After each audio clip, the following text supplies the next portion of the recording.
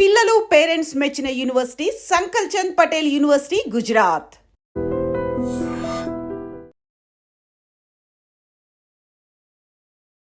స్వదేశంలో జరుగుతున్న T20 world కప్లో టీమిండియా ఒక్క ఓటమితో డేంజర్ జోన్లో పడింది.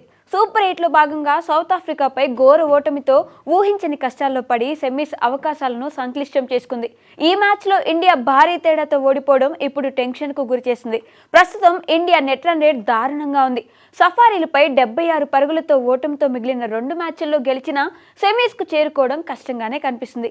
మరోవైపు ఇండియా సెమీస్ ఆశలను వెనక్కి నెడుతూ వెస్టిండీస్ టేబుల్ టాప్కు దూసుకెళ్లింది.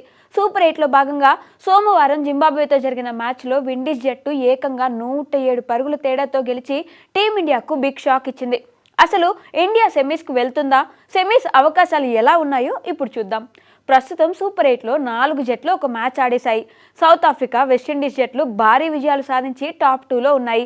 విండీస్ జట్టు అగ్రస్థానంలో ఉంటే సఫారీలు 2వ స్థానంలో నిలిచారు. సూపర్ 8లో ఇండియా మరో 2 మ్యాచ్లు ఆడాల్సి ఉంది. ఫిబ్రవరి 26న జింబాబ్వేతో, మార్చి 1న వెస్టిండీస్తో మ్యాచ్లు ఉన్నాయి. ఈ 2 మ్యాచ్ల్లో ఒక్క మ్యాచ్ ఓడిపోయినా ఇండియా టోర్నీ నుంచి దాదాపు నిష్క్రమిస్తుంది. ఒక్క మ్యాచ్ గెలిచినా అవకాశం ఉంటుంది. కానీ ఇండియాకు నెట్ రన్ రేట్ లేదు. అదే సమయంలో సౌత్ ఆఫ్రికా, విండీస్ జట్లకు భారీ నెట్ రన్ రేట్ ఉంది. దీంతో ఒక్క మ్యాచ్ గెలిస్తే సెమీస్ చేరే అవకాశాలు 99% ఉండవు. అదే సమయంలో సూర్యసేన ఆడబోయే 2 మ్యాచ్లు గెలిచినా సెమీస్కు వెళ్తుందా అంటే ఖచ్చితంగా చెప్పలేని పరిస్థితి. ఇప్పుడు టీమిండియాకు నెట్ రన్ రేట్ అతిపెద్ద సమస్యగా మారింది.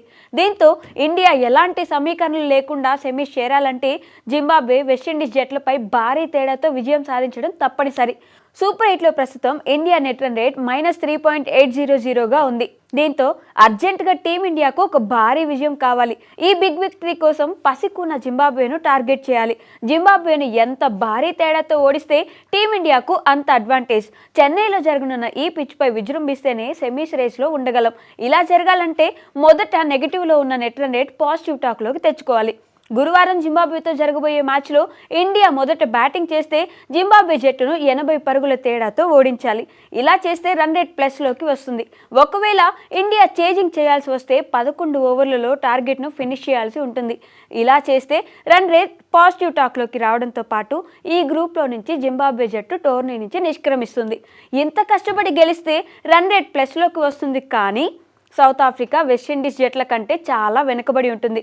ఒకవేళ జింబాబ్వే, వెస్టిండీస్ జట్లు ఫామ్లో ఉన్నా సౌత్ ఆఫ్రికా చేతిలో ఓడిపోతే ఇండియా 2 మ్యాచ్ల్లో జస్ట్ గెలిస్తే సరిపోతుంది. ఇండియా 2 మ్యాచ్ల్లో గెలిచి సేఫ్గా సెమీస్కు వెళ్లాలంటే సౌత్ ఆఫ్రికా చేతిలో ఆధారపడి ఉంది. అంటే సౌత్ ఆఫ్రికా మిగిలిన 2 మ్యాచ్ల్లో గెలిస్తే ఇండియాకు కలిసి వస్తుంది.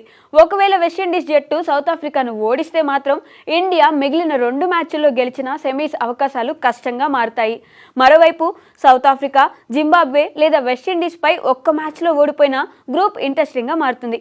కానీ సఫారీలున్న ఫామ్కు ప్రస్తుతం అలాంటి సంచలనాలు జరిగే పరిస్థితులు కనిపించడం లేదు.